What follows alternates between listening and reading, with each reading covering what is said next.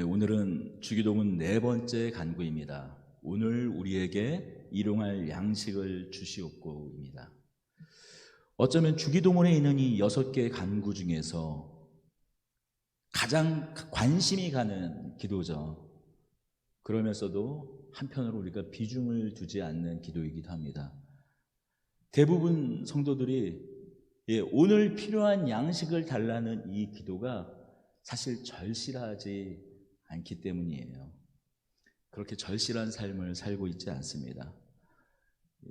페이스북이나 SNS에서 보면 그 목회자들도 대화하는 내용, 물론 이제 저도 거기에 포함이 됩니다. 저는 빼고 얘기를 하는 것이 아니에요. 내용을 이렇게 보면은 다이어트 성공기를 이야기해요. 그래서 여러 다이어트 방법 중에서 그래도 많이 이제 성공했던 것이 뭐죠?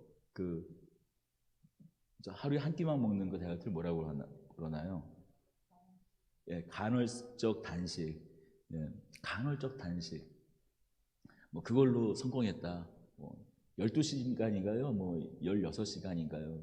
그거 먹지 않고 하루에 나머지 끼는, 2끼는 넉넉하게 먹고 12시간을 속을 비워도 살이 빠진다.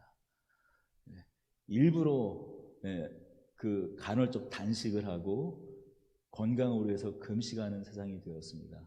그러니 이 일용할 양식을 달라는 이 기도가 사실 우리 주기도문을 외울 때도 사실 그게 어떤 와닿지 않는 기도일 겁니다.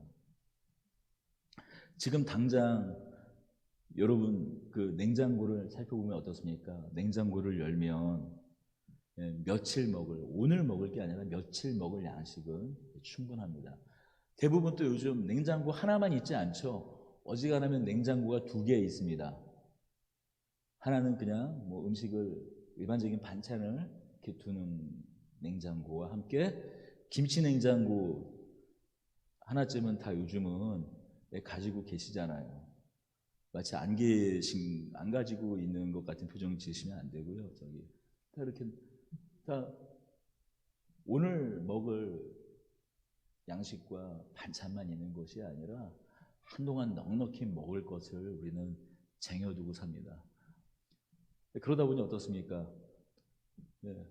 언제 넣었는지 알 수 없어가지고 가끔씩 냉장고를 이렇게 살펴보면은 과일이나 그런 반찬들이 바짝 말라 있는 경우가 있지 않습니까?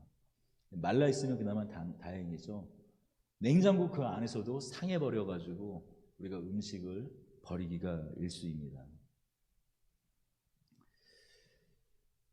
그러다 보니 일용할 양식을 달라는 이 네 번째 간구, 사실 우리에게 잘 와닿지 않습니다. 하지만 오늘 우리에게 일용할 양식을 주시옵고, 우리 개역 한글 개역 개정에 번역되어 있는 오늘 우리에게 일용할 양식을 주시옵고를 원문으로 살펴보면 빵이 맨 처음 나와요. 그대로 제가 이 직역을 그대로 그냥 단어를 그대로 직역해서 내화를 해볼게요. 빵, 우리의 일용할 양식을 주시옵고 우리에게 오늘날, 다시 말씀드리겠습니다. 빵, 우리의 일용할 주시옵고 우리에게 오늘날이에요. 도대체 이거는 영어 문법과도 비슷하지 않고 말 어순이 이렇게 맥락이 없냐 이렇게 들릴 수가 있는데, 헬라어가, 그리스어가 그렇습니다. 주어 동사가 때로는 목적어가 어느 게 맨 앞에 나올 경우도 있고 동사가 앞에 나올 경우도 있고 소유격이 맨 앞에 나올 수도 있고, 강조하는 거, 내가 좀 강조하고 싶은 것을 맨 앞에 두거나 맨 마지막에 둬서 말을 자유롭게 구사하는 것이 그리스어예요. 빵이 맨 처음 나옵니다. 주기도문 앞에, 주기도문의 그 앞서 3가지 간구는 무엇이었습니까?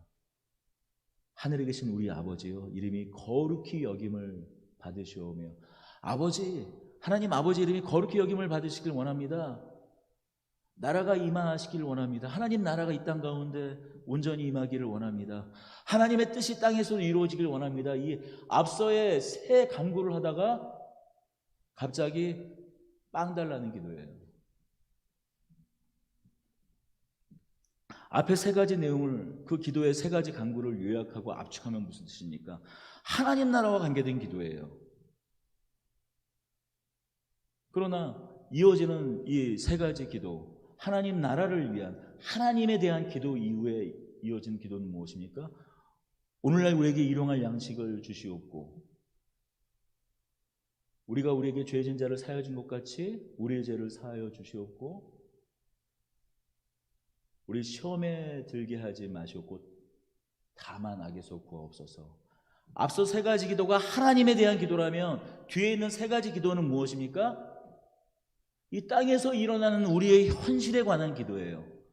그 현실에 관한 기도를 시작하면서 바로 훅 들어가면서 뭐로 시작하는 겁니까? 예수님이 빵으로 시작해요.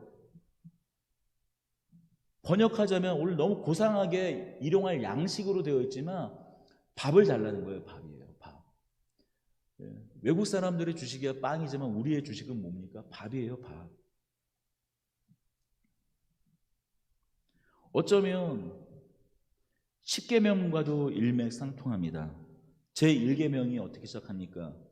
나 이외에 다른 신을 내게 두지 말라는 계명으로부터 시작해서 제4계명은 안식일을 거룩하게 지키라라고 끝나죠. 이게 하나님과 관련된 계명이라면 제5계명, 내 부모를 공경하라라는 제5계명부터 시작해서 맨 마지막에 너 이웃에 대하여 10계명, 10번째 계명, 내 이웃에 대하여 거짓 증거하지 말라라는 이 5계명부터 이 나머지 이 10계명까지는 이웃과 가장 가까운 이웃인 아버지, 나와 가장 가까운 이웃인 부모부터 시작해서 이웃으로 끝나는 앞에 네 계명은 하나님에 관한 계명, 하나님을 사랑하는 계명, 5계명부터 맨 마지막 10계명은 이웃을 사랑하는 계명. 앞에는 하나님 사랑, 뒤에는 이웃 사랑에 대해서 이야기하고 있어요. 이 주기도문의 구조도 똑같습니다. 앞에 세 기도는 하나님에 관한 기도, 나머지 세 기도는 우리의 현실, 우리에 관한, 우리의 이웃에 관한 기도입니다. 하늘에서 빵으로, 하늘에서 밥으로 기도를 확 끌어 내려오는 겁니다. 하나님 나라, 거대한, 사실 너무나 큰 그림의 이야기를 하다가 예수님께서 갑자기 훅 빵 이야기를 하세요. 마치 이런 느낌입니다. 사람들이랑 모여서, 요즘에 또 대선쯤 아니니까 막 정치, 나라 걱정 한참 하고, 뭐 나라가 이러느니 저러느니, 세계 정세가 이러니 저러니, 글로벌 환경이 어떠느니, 그 속에서 우리나라는 지금 이 세계가 이런데 우리나라는 어떠느니 막 그렇게 하다가 갑자기 어느 사람 하나가 한 사람이 이렇게 말하는 거예요. 그런데 밥은 먹었어? 그 이야기를 하는 겁니다.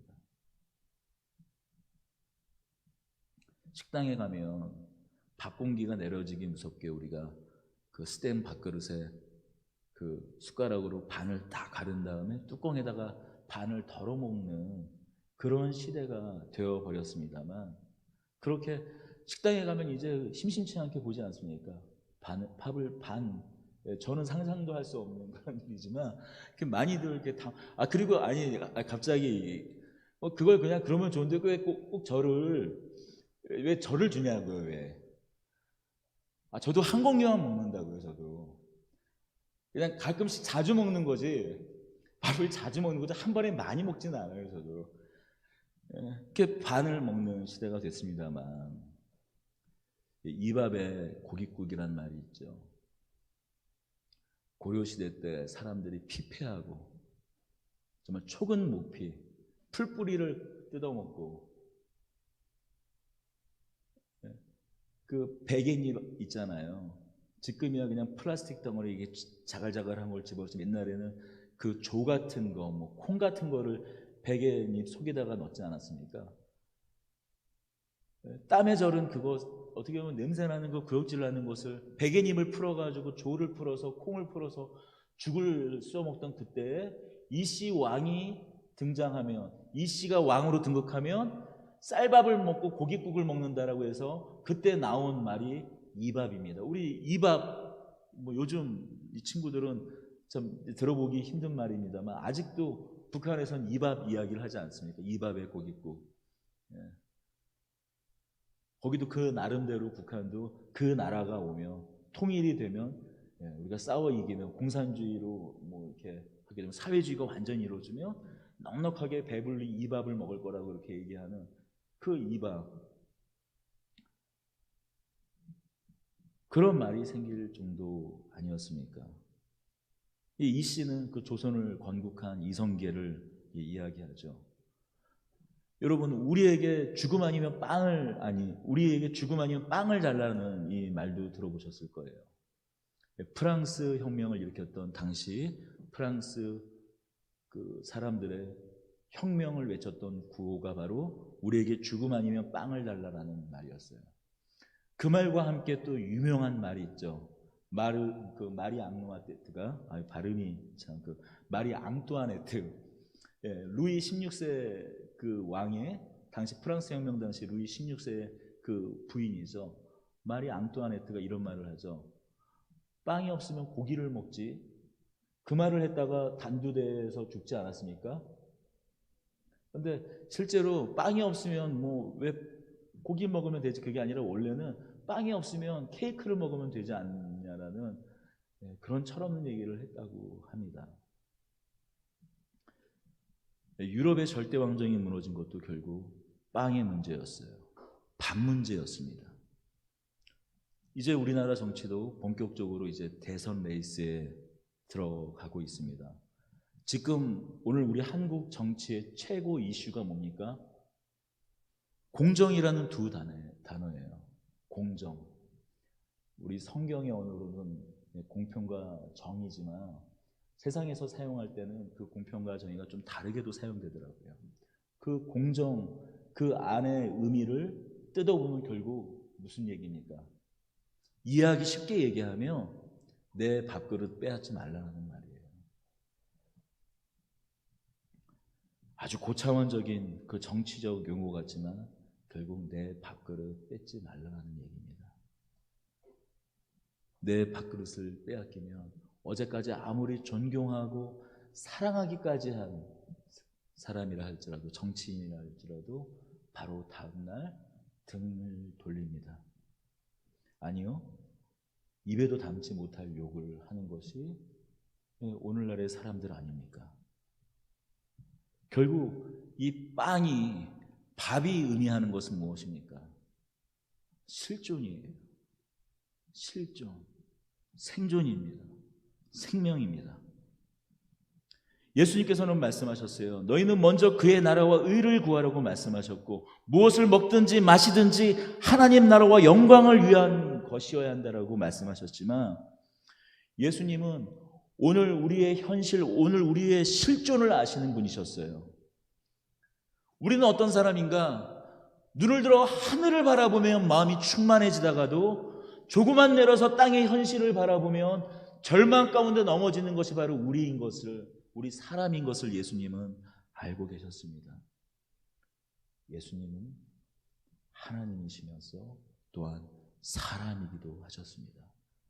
그래서 우리의 오늘을 알고 계십니다. 오병이어의 이야기를 우리는 잘 알고 있죠. 예수님의 말씀을 들으려고 수많은 사람들이 몰려왔습니다. 성인 남성만 5,000명이었어요.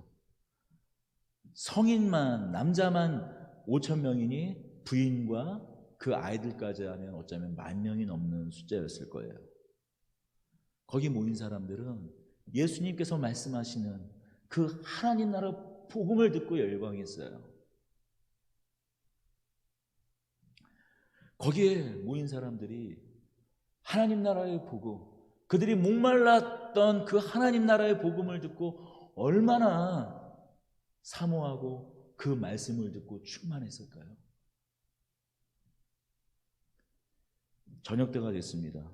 해는 뉘엿뉘엿 지는데 예수님께서 먹을 것이 없느냐라고 말씀하셨어요. 자, 여러분들 하나님 나라 복음으로 이제 하나님 나라 말씀을 들으니까 막 충만하시죠? 배부르시죠? 자, 이제 집에 돌아갑시다 하고 다 돌려보내지 않으셨다는 거예요. 여러분, 기도원에서 막 기도하고 막 불받고 말씀으로 뜨거워지고 마음이 뜨거워지고 충만해집니다. 하지만 저녁이 되면 배가 고픈 거예요. 예수님은 그래 말씀 들으니까 좋지 충만하지 그리고 그냥 그렇게 돌려보내지 않으셨어요. 마태복음 16장에 보면 사람들이 이 저녁이 돼서 굶주려 있는 그 모습을 보고 불쌍히 여기셨다라고 말씀합니다. 헬라어로는 그 불쌍히 여기셨다라는 말을 스프랑코 조마이라는 단어를 사용해요. 이 스프랑크 조마인이라는 단어는 긍휼히 여기다, 민망히 여기다, 불쌍히 여기다 그런 다양한 단어를 그 뜻을 갖고 있지만 스프랑크논 창자가 흔들린다라는 데서 만들어진 단어입니다. 그러니 이 셈족, 이 셈 사람들, 이스라엘 사람들이랑 우리나라 사람들이랑 정서가 비슷해요. 우리가 사람들을 불쌍히 여기고 막 긍휼히 여기고 마치 그 애간장이 탄다라는 말이 어디서 왔습니까? 자기 아이가 뭐 자기 피부치가 뭐 죽어가는 그 지경에서 마치 애만 죽어가는 것이 아니라 그 부모도 뱃속이 다 타들어가는 것 같은 그런 말을 할 때 우리가 뭐라고 말합니까? 애통하다, 애간장이 탄다라는 말 하지 않습니까?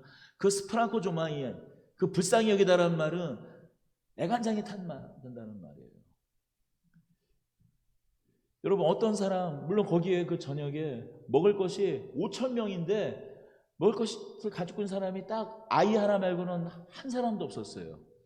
어쩌면 예수님의 말씀을 몇 날 며칠 전부터 따라오다 보니까 먹을 것이 다 떨어졌는 수도 있겠죠. 왜냐하면 사람들이 몇 날 며칠을 계속 그 무리들이 예수님을 쫓았으니까요. 하지만 몇 날 며칠 전부터 쫓아다닌 사람만 있었을까요? 그날 당일날 가까운 인근에 있는 사람들은 가까운 사람들은 그 당일날 온 사람도 있을 거예요.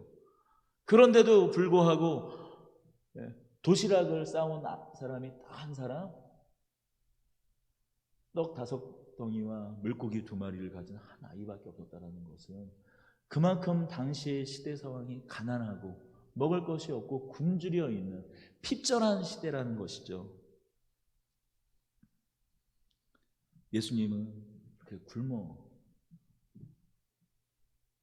그날 하루의 음식도 하루의 양식도 하루의 빵도 밥도 먹기가 힘든 그들에게 그저 하늘의 양식만 주신 것이 아니라 하나님 나라의 말씀만 주신 것이 아니라 그들을 불쌍히 여기시고 그 아이의 떡 5덩이와 물고기 2마리로 그 수많은 사람들을 넉넉히 먹이셨습니다.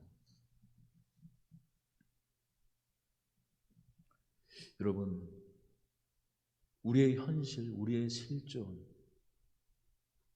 우리의 필요를 누구보다도 잘 아시는 예수님은 그 일용할 양식을 밥을 구하라고 말씀하십니다. 예수님도 공생애를 시작하신 그의 공적인 하나님 나라 일을 본격적으로 시작하신 그 30세가 되기 전에는 아버지 그 요셉을 먼저 보내고 어린 동생들과 그 어머니 마리아를 봉양하면서 그 30세까지 일을 하시며 그 하루에 일용할 양식을 구하시면서 사셨던 분이십니다. 일용할 양식, 하루에 먹을 그것이 얼마나 소중한 것인지 너무나 잘 알고 있는 분이세요. 예수님은 우리의 실존, 우리의 현실, 우리의 삶을 아시고 그 일용할 것을 구하라고 말씀하십니다. 영어 성경에는 대부분 이 일용할을 이 단어를 데일리로 번역되어 있습니다. 거의 모든 영어 성경이 데일리로 번역되어 있더라고요. 하지만 이 헬라어로는 이 단어가 에피우시온이라는 단어입니다. 이 단어의 특징이 뭐냐면 이 성경에서는 사실 정확히는 딱 2군데에서밖에 나타나지 않는 단어예요. 성경이 신약 성경 전체로 딱 두 군데, 이 마태복음 6장에 있는 주기도문과 누가복음 13장에 있는 누가복음 13장, 누가복음 13장에 있는 주기도문 딱 두 군데에서만 나타나는 단어예요. 그리고 이 성경을 제외한 일반적인 그 그리스어 문서에서도 어떤 그 파피루스 조각 하나에만 이 에피우시온이라는 단어가 등장합니다. 그러다 보니까 이 정확한 이 단어가 어떤 용례에서 어떤 경우에 쓰였는지 이 의견이 분분해요. 하지만 이 성경을 연구하는 사람들의 의견은 크게 보면 두 가지로 압축이 됩니다. 하나는 오늘 필요한 양식이라는 뜻, 이것과 이 우시온이라는 단어가 생존이라는 뜻입니다. 그러니 에피우시온이라는 일용할이라는 이 양식은 오늘 나의 생존에 필요한 오늘의 양식을 말합니다.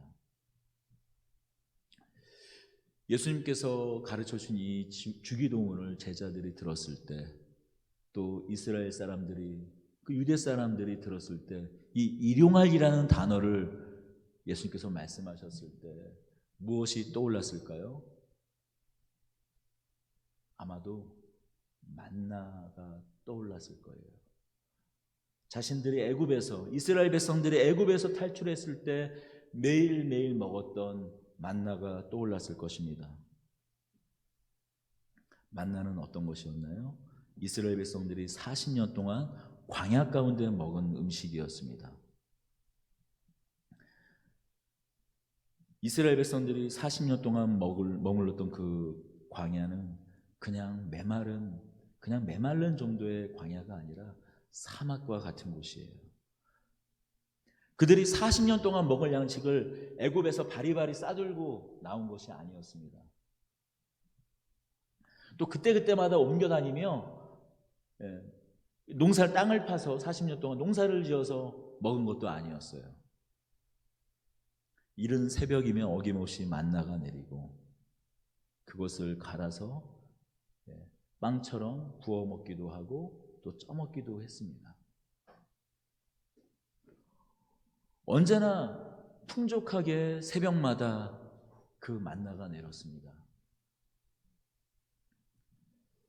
매일매일 새벽마다 내려서 풍족하게 내리긴 하지만 매일매일 또 그걸 거두러 다니려면 귀찮잖아요. 아마도 제법 먹어야 가족들이 먹을 수 있었을 거예요. 가루로 만들어서 충분히 먹을 수 있었을 거예요. 그래서 귀찮아서 내일 것까지 3일치, 일주일치를 이렇게 거두면 어떻게 됩니까? 딱 일용할 것만 남고 그 다음에 이렇게 내일 하루를 좀 편하게 살려고 이렇게 딱 모아두면 어김없이 다음날 어떻게 됐습니까? 거기에 벌레가 꼬이고 썩어버렸어요.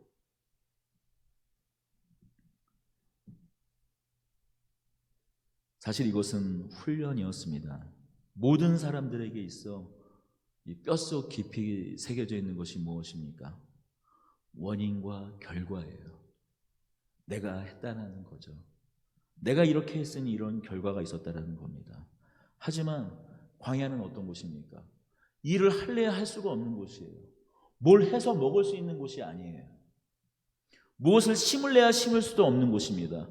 하나님께서 매일매일 은혜를 베풀지 않으시면, 만나를 주시지 않으면 생명을 유지할 수 없는 곳이 바로 광야였어요. 그들이 40년 동안 만나를 먹으면서 깨달은 그것은 무엇이었습니까? 하나님께서 모든 것의 원인이며 공급하시는 원천이라는 이 한 가지 사실입니다. 매일매일 하늘에서 내리는 이 만나를 먹으면서 자신이 자신을 위해 생명을 공급하는 주인이 아니라 오직 하나님만이 우리의 생명을 유지하게 하시고 존재하게 하신다라는 이 사실을 확인하며 하나님을 의존하는 훈련을 하나님은 매일매일 40년을 이스라엘 백성들을 훈련시킨 겁니다. 여러분, 이것은 오늘 현대를 사는 우리 오늘날 사는 이 현대인에게도 적용이 됩니다. 여러분 어떻습니까? 우리가 오늘 하루하루 사는 것, 우리 이렇게 생각하지 않습니까? 정말로 오늘 하루를 하나님께서 붙들어 지켜주시는구나, 막 절실하게 내가 일하면서 하나님께서 이게 숨을 나한테 불어주시지 않으면 내가 확 죽을 텐데, 코 박고 죽을 텐데, 턱 하고 고개가 쓰러져 죽을 텐데, 막 감사하면서 절실하게 이렇게 사시니까 순간순간 감사와 기쁨이 하나님께서 나의 생명의 주인이시구나, 생명을 공급해 주시나 하시면서 그렇게 막 감사가 막 터지면서 이렇게 순간순간을 일하며 보내십니까? 또 그렇게 살면 살 수도 없어요. 사실. 열심히 일하다 보면 딴 생각 나진 않아요. 그럼에도 불구하고 우리가 가지고 있는 생각은 무엇입니까? 지금 내가 오늘 하루 사는 것은, 지금 내가 사는 것은 내 능력, 내 노력으로 사는 거고, 우리는 그저 하나님은 나의 영적인 평안, 그리고 죽으면 혹시 없으면은 혹시 모르지만 있으면은 큰일 날 것 같은 천국으로 그렇게 가게 해주시면 되고, 내 오늘을 책임지는 것은 나의 능력이고, 하나님께서는 그저 영적인 부분만 책임져 주십시오. 마음의 평안과 안식을 주십시오. 라는 것이 사실 우리의 마음 아닙니까? 오늘날 우리에게 오늘날 우리에게 일용할 양식을 주시옵고, 이 기도는 내가 나의 오늘을 책임지는 것 같지만 나의 오늘을 책임져 주시고 생명을 공급해 주시는 분이 바로 하나님인 것을 인정하고 그분께 의존하라라는 예수님의 말씀인 겁니다. 하지만 오늘 내가 이래서 살고 내일을 또 미래를 염려하지 않는 이유는 우리의 통장과 잔고입니다. 통장에 조금이라도 돈이 있으면 마음의 평안이 임합니다. 하늘에서 오는 평안이 아니라 땅에서 이 깊은 평안이 임합니다. 또 보험이라도 들면, 그리고 그 보험을 다 이제 납입해서 이제 받을 날만 기다리면 그렇게 마음이 편안할 수가 없습니다. 저축하고 미래를 준비하지 말라라는 말씀이 아니에요. 그러나 다음 날이면 어김없이 썩어버리는 만나를 생각할 때 자연스럽게 떠오르는 예수님의 이야기가 있습니다. 누가복음 12장에 등장하는 이야기죠. 어리석은 부자의 이야기입니다. 그 부자가 큰 풍년이 나서, 그의 농장에 큰 풍년이 나서 농사가 너무 잘 지어서 없던 창고를 새로 지어야 될 정도로 그렇게 풍년이 나고 이렇게 이야기합니다. 이제는 내가 먹고 마시고 내 인생을 평안히 살겠다라고 말합니다. 하지만 그는 그날 밤 죽었어요. 하나님께서 그 부자에게 무엇라고 말씀하십니까? 어리석은 자라고 말씀하셨어요. 성경에서 어리석다라는 말은 단순히 미련하거나 지식이 부족하거나 모자라거나 무식하다라는 말이 아닙니다. 성경에서 어리석다라는 말은 악하다라는 말입니다. 하나님께서 누구에게인가 재물을 주셨을 때는, 큰 재물을 허락하셨을 때는 하나님께서 왜 이렇게 감당할 수 없는 재물을 나한테 주셨나 하고 주위를 둘러보고 하나님의 뜻을 살펴보아야 하는데, 그런 악한 사람이었기에 창고를 세워 짓고 이제 내가 더 이상 일하지 않고 놀고 먹겠구나 하고 평안하다 하였지만 그는 그날 밤에 죽고 말았죠. 여러분, 우리가 아무리 많은 것을 쌓아놓고 우리가 안전을 담보하고 있다고 하더라도 오늘 죽으면 내가 무엇을 이루었든지 그것은 아무 소용이 없는 것입니다. 하지만 나의 목숨이, 나의 안전이 도대체 언제까지인지, 어느 시간까지인지 그것을 알 수 있는 사람은 아무도 없습니다. 하나님께서 나의 미래, 나의 앞날까지도, 오늘뿐만이 아니라 나의 미래, 나의 앞날을 지키시고 책임져 주시는 분이라는 그 그 사실을 담고 있는 그 기도의 내용이 바로 일용할 양식을 구하는 기도입니다. 우리가 또 이 기도에 있어서 놓치면 안 되는 또 한 가지 사실이 있습니다. 마치 이 기도가 우리가 아무 일, 아무 노력을 그것을 하지 않더라도 하나님께서 그냥 먹을 것을 주실 거야 라는 기도로 이해하면 안 된다는 사실입니다. 그렇잖아요. 아무 일도 안 하고 노동도 안 하고 아무것도 안 하는데 그냥 하늘에서 그냥 떡이 뚝, 돈이 뚝 떨어질 거라고 그냥 생각하는 그런 기도가 아니라는 것입니다. 일용할 양식과 관련하여서 지금 만나 이야기를 제가 계속했습니다만 이스라엘 백성들이 매일과 같이 40년 동안 먹었던 그 만나가 딱 끊어진 일이 언제였습니까? 이스라엘 백성들이 요단강을 건너 길갈에 이르렀을 때예요. 그들이 요단강을 건너서 40년 광야 시간을 보내고 요단강을 건너서 길갈에 이르렀을 때 만나가 멈췄습니다. 여러분, 만나가 그친 것은, 만나가 멈춘 것은 하나님의 축복이 멈추고 하나님의 은혜가 그친 것이 아니에요. 광야에서 이스라엘을 인도하신 하나님은 가나안 땅에서도 여전히 그들을 인도하시는 하나님이십니다. 그들을 책임져 주신 하나님이십니다. 40년 동안 하나님이 모든 원인이시고 자신이 주인이 아닌 하나님이 주인인 것을 온전히 의존하는 훈련을 이스라엘 백성들이 했다면, 그러나 이제는 가나안 땅으로 그들의 삶의 환경이 바뀌었습니다. 이제 그들은 자신의 힘과 능력을 마음껏 발휘할 수 있는 그 가능성의 땅, 하나님께서 허락하신 그 땅에 들어섰습니다. 이제 자신의 건강한 노동이라는 그 일을 통해서 그들은 살아야 했어요. 하나님께서 각 지파, 각 사람, 각 집안에 주신 그들의 기업, 그들의 땅을 이제 땀 흘리며 일을 해서 그들의 양식을 구해야 했습니다. 그것은 은혜가 그친 것이 아니라, 축복이 그친 것이 아니라 하나님의 복이 노동을 통해 새롭게 주어지게 된 것을 말하는 것이에요. 데살로니가 후서 3장 10절은 이렇게 이야기하죠. 일하기 싫어하는 사람들은 먹지도 말라라고 합니다. 예수님 당시에 그저 기도하면 아무 일을 하지 않아도 그냥 하늘에서 떡이 떨어진다라고 생각하는 사람들이 있었어요. 더 크게는 이제 곧 예수님께서 오시면 지구가 멸망할 텐데, 이 지구의 종말이 오고 우리 인생의 종말이 오고 할 텐데, 이제 예수님께서 영원히 먹여주실 그 세상이 올 텐데, 지금 이제 곧 금방 올 텐데 우리 있는 거 다 팔아가지고 같이 공동 펀드 만들어 넣어서 빼꼼빼꼼 조금씩 먹고 살면 되지 않느냐. 왜냐하면 곧 예수님의 나라가, 하나님의 나라가 올 줄 알았기 때문에 그렇게 얘기하고, 실제로 많은 사람들이 그렇게 놀고 먹으면서 살았어요. 하지만 성경은 이야기합니다. 사도 바울의 입을 통해서 이렇게 말씀하셨어요. 일하지 않으려거든 먹지도 말아라고. 성경의 말씀입니다.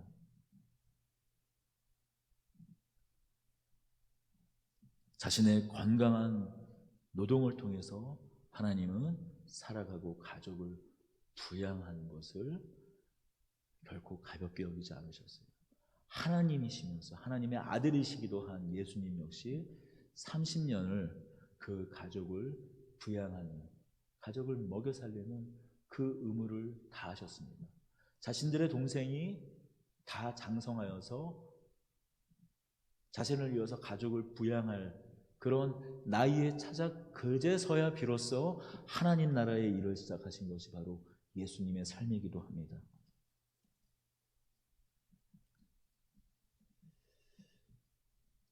성경은 노동을 부정하게 생각하지 않습니다. 땀 흘려 얻는 수고의 열매를 귀하게 생각합니다. 하지만 오늘 우리가 살아가는 이 자본주의 사회는 어떻습니까? 내가 땀 흘려 일해도 내가 일한 만큼의 대가를 공정하게 받지 못하는 경우가 생깁니다. 물론 예전과는 많이 달라졌죠. 많이 좋아졌죠. 최저임금이 8,450원, 올해는 아마 더 올랐나요? 조금 더 8,600원대로 오른 걸로 알고 있습니다. 물론 이 최저임금에 관련해서도 여러 가지가 이야기가 있습니다만 아무튼 그 최저임금이라도 하루에 8시간 정당하게 받는다면 이제 적어도 한 사람, 자신 한 사람의 생존을 할 수 있는 정도의 수준은 되었습니다. 그러나 여전히 그것에 제외되는 사람들이 있죠. 외국인 노동자들 어떻습니까?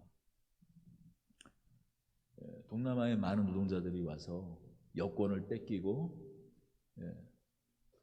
이곳저곳 그 농사일에, 그 힘든 농사일에 동원이 되면서 여러 밥값, 집값, 그런 명목상 그 수수료로 다 뜯기고 몇천 원 되지 않는 그 종일 새벽부터 어디로 가서 일하는지 모르는 그 봉고차에 실려가지고 이것저것을 떠들며 하루에 채 몇만 원 되지 않는 그 돈을 받고 사는 것이 현실입니다. 그러다가 지난 겨울에 어떤 일이 있었습니까? 20대 동남아 여성이 채 그 꽃도 피우지 못한 채 그 비닐하우스에서 그 난방도 되지 않는 곳에서 얼어 죽는 일까지 일어나지 않았습니까? 지금으로부터 50년 전이죠. 우리 노동자들의 삶은 어땠습니까? 1970년, 50년 정도 우리 그 전태일 열사 잘 알고 있을 거예요. 벌써 50년이 지난 이야기지만 전태일 열사의 이야기를 잘 알고 있습니다. 노동운동을 하다가 분신해서 죽은 분이시죠. 지금 뭐 그것이 잘했다, 뭐 그것을 지금 말하려고 하는 것이 아닙니다. 그런데 이 전태일 열사가 기독교인이라는 사실은 많이들 모르고 있더라고요. 더불어 그가 일했던 평화시장, 그가 재봉사로 일했던, 밤새 그 옷 실밥 그 먼지를 마셔가면서 일했던 그 평화시장, 그 상권을 장악하고 있던 사람들이 북한에서 내려온 기독교인들인 거는 모르고 있더라고요. 이 전태일 열사와 같은 사람들, 그 당시 노동자들을 고용했던 그 사람들이 아주 열심히 였던 기독교 신자들이었습니다. 주일날은 이렇게 기도했을 것입니다. 하늘에 계신 우리 아버지여, 이름이 거룩히 여김을 받으시오며 나라에 임하옵시며 뜻이 하늘에서 이루어진 것 같이 땅에서도 이루어지리다. 오늘날 우리에게 일용할 양식을 주시옵고, 그 일용할 양식을 달라고 그들이 그 기도하는 것은 어떤 의미가 있었을까요? 전태일 열사와 같은 당시의 노동자들이 원했던 것은 다른 것이 아니었습니다. 일용할 양식을, 내가 하루 일한 정당한 그 품값을 달라는 것이 저들의 요구였습니다. 여러분, 우리 일용할 양식을 달라는 그 기도는 다만 오늘의 양식을 달라는, 오늘 우리의 양식, 오늘 우리의 필요를 달라는 것을 넘어서서 내가 오늘 일한 만큼의 정당한 대가를 누리게 해달라는, 하나님의 공평과 하나님의 정의가 흘러나가게 해달라는 간구이기도 합니다.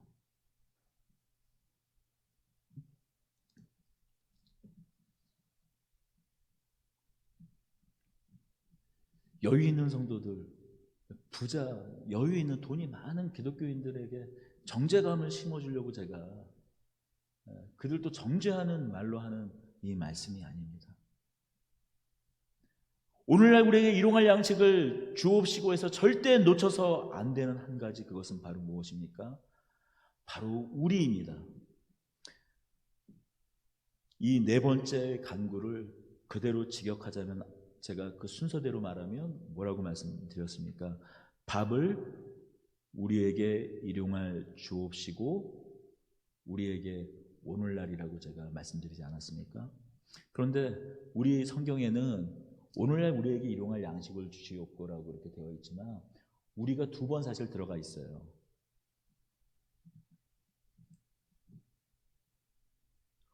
오늘 우리에게 우리의 양식을 달라고 우리가 두 번 들어가 있습니다. 우리가 함께 나누는 것입니다. 여러분, 우리 안에는 온전히 일을 할 수 없는 경우가 있습니다. 노동은 귀한 것입니다. 노동을 통해서 우리가 그것을 먹고 가족을 부양해야 되지만 때로는 공동체 안에 누군가가 헐벗는 경우가 있죠. 갑자기 실직하는 경우가 있습니다. 다쳐서 이제 노동력을 상실하는 경우가 있습니다. 그럴 때 나의 양식, 나의 것만이 아니라 우리의 것을 함께 구하고 나의 것을 나누는 것이, 나의 내일, 나의 미래를 위해서 쌓아두는 것이 아니라 나의 미래, 나의 앞날 역시 하나님께서 책임져 주실 것이니 기꺼이 넉넉히 오늘 함께 나누는 기도, 그 일용할 양식을 함께 나누어 먹는 기도, 그 밥을 함께하는 기도가 오늘 우리에게 우리의 양식을 주시옵고의 기도입니다. 우리가 함께 나누는, 누구도 배제되지 않는 기도입니다. 어리석은 부자와 같이 넘치도록 받았는데 오늘 나의 양식이 확보되었으니 남은 것은 다 저축하고 나의 미래를 위해 쓰는 걸로 한다면, 물론 저축하는 것 그것 자체를 나쁘다라고 말하는 것이 아니라 주기도문에 우리를 고백하는 한 분 하나님을, 우리의 아버지를 고백하는 사람들은 그 어리석은 부자와 같은 사람들이 아니라 그것을 뛰어넘어서는 사람들입니다. 하나라도 더 쌓아두면 하루가 더 확보되는 인생을 사는 사람들이 아니라, 논리적으로는 맞죠. 내가 하루가 더, 하루치의 양식을 내가 더 오늘 확보해서 그것을 저축했다면, 그것이 남았다면, 그것을 온전히 저축한다면 하루의 안전이 더 확보되는 것이 많죠. 맞죠? 더 큰 이익이 생겼다면, 그것을 다 남겨둔다면 더 큰 안전이 확보되는 것이 맞죠. 그것이 세상 논리죠. 그런데 우리의 논리는 어떤 논리냐? 예수님 우리에게 무엇을 가르쳐 주고 계시는가? 그럼에도 오늘날 우리에게 우리의 양식을, 일용할 양식을 주시옵고입니다. 지금 우리가 먹고 마시는 것이 곧 하늘의 만나를 먹고 마시는 것 같은 삶을 사는 인생이라고, 바로 그것이 신자라고, 하나님의 자녀, 하나님의 백성이라고, 그러니 너희는 이렇게 기도하라. 오늘날 우리에게 일용할 양식을 주시옵고 라고 기도하라고 말씀하는 겁니다. 그러니 오늘 우리에게 일용할 양식을 주옵시고, 이 기도는 하나님 나라 백성들의 신앙 고백입니다. 이미 임한 하나님 나라, 그러나 완전히 임하지는 않았기에 여전히 우리에게 결핍이 있지만, 그럼에도 풍성한 하나님을 경험할 수 있는 그 모든 일체의 신비가 어디에 있습니까? 바로 우리가 서로 함께 나누며 누리는 데 있습니다. 밥, 우리의 양식을 주옵시고, 우리에게 오늘날이라고 되어 있는 이 네 번째 기도가 끝나는 지점은 오늘날입니다. 말씀드렸어요. 오늘날 우리에게, 오늘날이 맨 처음에 우리 성경에 번역되어 있지만, 밥, 우리의 일용할 주옵시고 우리에게 오늘날이 그 원래 성경 원어의 순서라고 말씀드렸습니다. 네 번째 기도의 간구가 끝나는 지점은 오늘날입니다. 오늘 하루 기도, 오늘 하는 기도예요.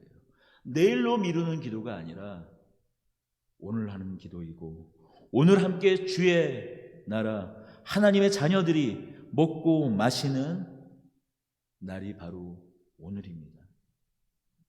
오늘 우리가 함께 우리의 실존을 놓고 기도할 때 하나님 아버지는 우리의 오늘을 책임져 주실 것이라고 예수님은 말씀하시는 겁니다. 거룩한 삶, 하나님의 뜻을 이루며 하루하루 사는 이 삶을, 오늘을 하나님께서 책임져 주신다. 그러니 오늘 일용할 양식을, 우리에게 우리의 일용할 양식을 구하라고 예수님은 말씀하십니다. 우리가 함께 이렇게 우리의 일용할 양식, 오늘의 실주, 오늘의 현실, 하늘을 살아가지만 여전히 땅을 살아가고 있는, 땅을 이어가는 삶을 살고 있는, 하늘의 뜻을 땅에 이루어내는 삶을 살고 있는 오늘 우리의 삶을 하나님 아버지 책임져 주십시오 라고 기꺼이 기도하며 나아가라고, 하나님의 그 놀라운 은혜를, 하나님의 그 놀라운 복을 누리며 살 것이라고 예수님은 그 믿음으로 나아가라고 우리에게 요청하십니다. 여러분, 우리 오늘을 기도하기 원합니다. 우리의 기도를 내일로 미루는 것이 아니라 오늘 우리에게 필요한, 오늘을 하나님 책임져 주시고 공급해 주십시오. 오늘 우리를 인도해 주십시오. 그 믿음으로 바라보며 또 내일은 소망으로 남겨두고, 내일은 내일이 영영하게 하고, 오늘 우리는 하나님께서 붙드신 오늘 하루를 누리며 또 함께 걸어가는 저와 여러분 모두가 되기를 소원하고 원합니다.